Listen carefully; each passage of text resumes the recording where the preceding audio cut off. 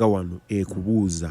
ebintu byonna biri ku then what naye eriyo ekisooka abaafiiriddwa abantu baabwe babuuza ekiddako ki abatalina gye basula abali mu kubundabunda babuuza ekiddako ki abaddampinga kasasiro ku lw'omukaaga nali naawe naye nayita ku mmotoka za kasasiro ezibadde zijja ekiteezi mu kubala okutono nalaba ebimotoka nga 30 nga bipaakinze ku luguudo nga n'abo ababadde baleeta kasasiro bali mu then what manyi okuva ku olwo okutuuka olwaleero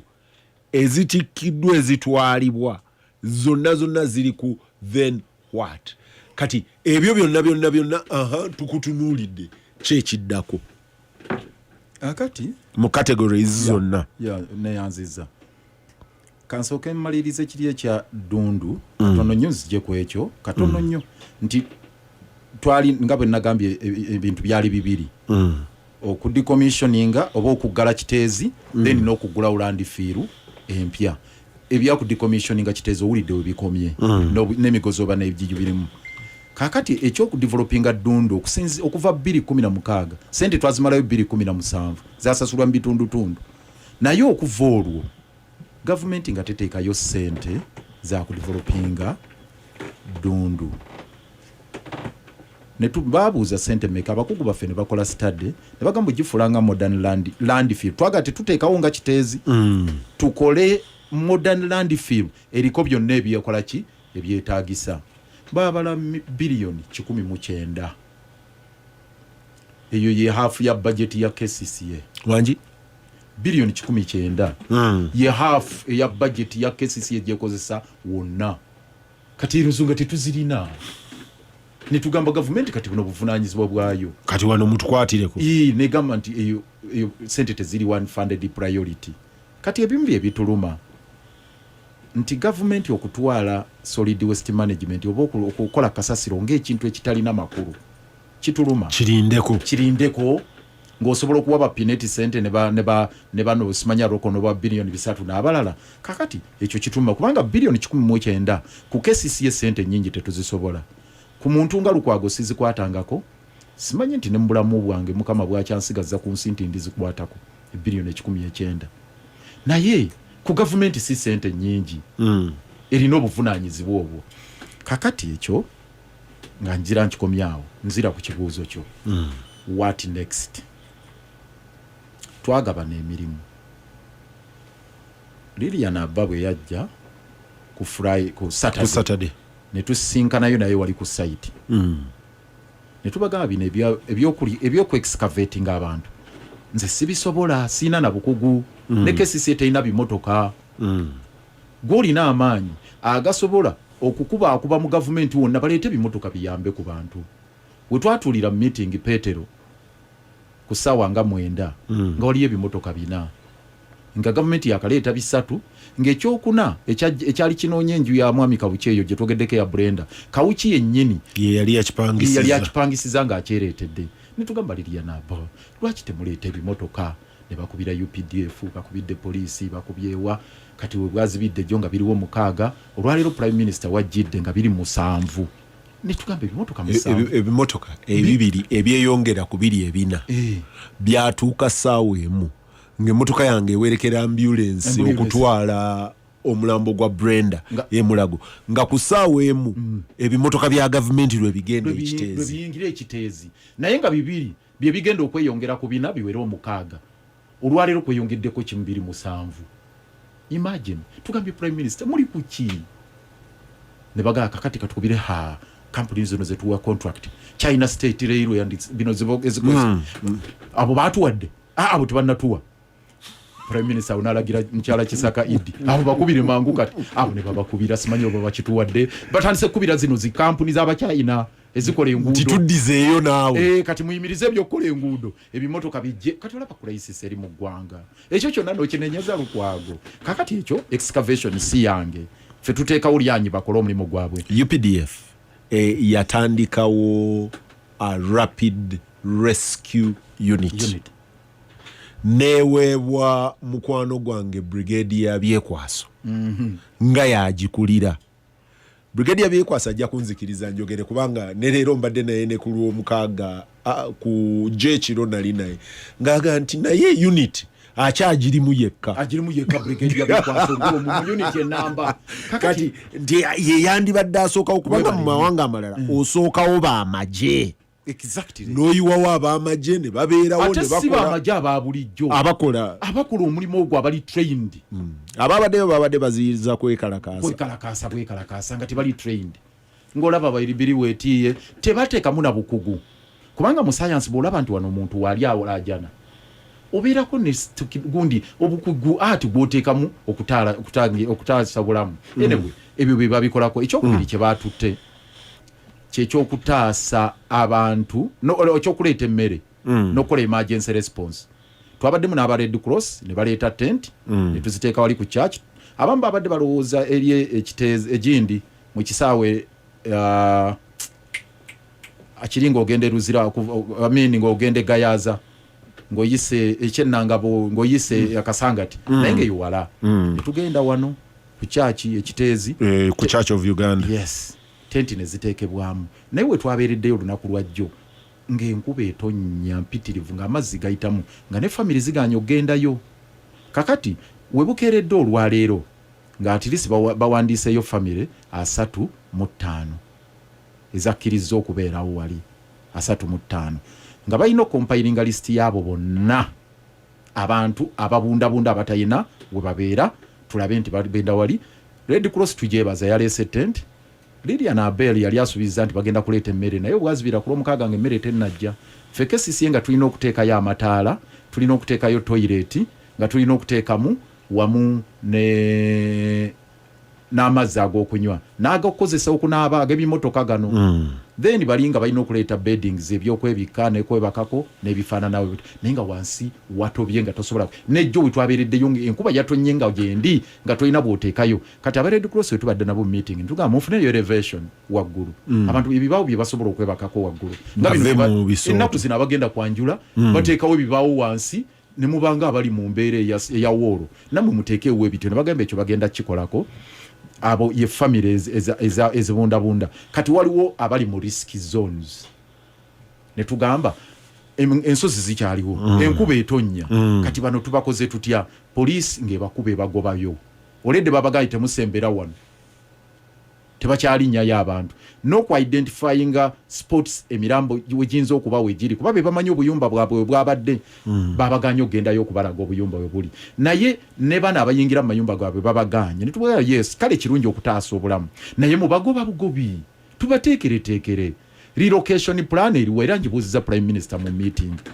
nakugamba atya naga nti bagenda kutuula cabinet ku Monday ekyo bakyogereko olwaleero Monday cabinet etuula Monday jja wiki na agambe batuula wiki ejja oba batuula leero ku Monday bino byenjogera tuvuddewo saawa 9 mu meeting tuvuddewo 9 cabinet etudde saawa kati between leero ne then tundu ne tandika meeting tugivuddemu 9 between now era kyembuza between now and Monday kyekiddako naga nti abantu abo balina okukkiriza baveewo beegatte ku bannaabwe mu tenti wali olaba ekintu ekyo ne baga nti bapimye red zone giyite buffer zone risky area ze mita 2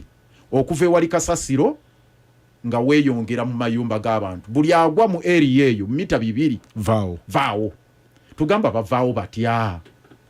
obasindiikiriza busindiikiriza kale ekituufu bagende mu tenti okutuuka ku Monday naye waliwo essuubi kubanga okutya kwe tulina General Museveni yabuuzizza dda bajjawo batya ani yabakkiriza okusengawo kati yabalabanga ba trespass abayina okugobebwa nga bwe bagoba ab'omu ntobazi bannema titugamba ekyo si kintu era mu statement ye yagaya abasenga mu ntobazi abasenga mu ddenje mu bibira abasenga mu bifonga bino yabagasse wamu kati ekyo kyekirala ekiriwo tukyaguluba nakyo bagambye bajja kusalawo ku Monday then nekyo bakompensatinga kubanga abafiiriddwa abantu baabwe abafiiriddwa amayumba abo bonna liability yaffe Mwami Museveni yakyogeddeko mu statement ye ey'oku WhatsApp ey'oku Facebook ng'agamba nti miliyoni 5 mabugo beyawadde miliyoni 5 buli family miliyoni emu abo abalwadde abali ku bitanda zibajjanjabe naye tekijjaawo liability kuba afiiriddwa ebintu byabwe meaning nti ebyo tulina okukola assessment then netetekawo akakiiko tiimu erimu aba local leaders n'abalala bakola assessment. Meanwhile tubadde munda mulinga tugamba tu assessing amayumba ngeno police eriga demolishinga ku ttaka. Tulina abapoliisi abakulu ne baani ne bavuga bannanga amayumba g'abantu bagamenya. Gundi Nabbanja nabuuza ddala bagamenya nti bagamenya nagaba bannange tusooka tuyimirize bali kwegamba pa gavumenti yonna etali coordinate. Kati eyabadde amenya babadde bamenya kufuna access. Si kufuna access kumenya ogamba nti abantu we basigala n'obuyumba balemeddewo kati kababumenye buveewo babulwe babeera okitegeera babajjawo kifuba tubagamba ebyo kikyamu. Kati abantu omanyi buli lwoleeta kigureda nga kimenya olwedde abantu babadde batandise n'okujjamu ebifaliso zaabwe obuntutu bwabwe obugoye bwabwe nga bagamu naye kibambulira kizze batugoba kati bakiteekawo gugunduuza ebyo gugugugugu ebyo biweetiye bitiisa abantu badduke basobole okufuna eno buffer zone eya mita 2 gye baagala. Si kya buntu bulamu si kya bwenkanya abantu olwedde bafunye ekikangabwa ate obongerako embeera enzibu. Tubagamba ekyo mukireke tukole enteekateeka ennungamu. Kaakati ekisembayo ffe kye tubaddeko nze mu mirimu gye twagabanye gwe gw'okunoonya ekifo ewalala we tulina okulaga. Olunaku lwajjo nasiibyeyo eddundu nga nvudde ekiteezi ne ŋŋenda eddundu ne mbeera n'abakulembeze baayo Honorable Kiwanuka ne ttiimu nga bakambwe bazibu. Nasanzeyo ne bannamawulire bangambye temwina environmental impact assessment temwina plan ya kukola nabo baina ne kooti ya organized community organized. Waliwo omwami gwe nayogeddeko naye sikyajjukira ayinawo ne kalinaye ennene yagambye ffe twakola dda assessment yaffe environment impact assessment yabwe bagirina baatukaka naffe kowe netukolera eyaffe baga twagenda ne mu kooti ne tufuna injunction balina injunction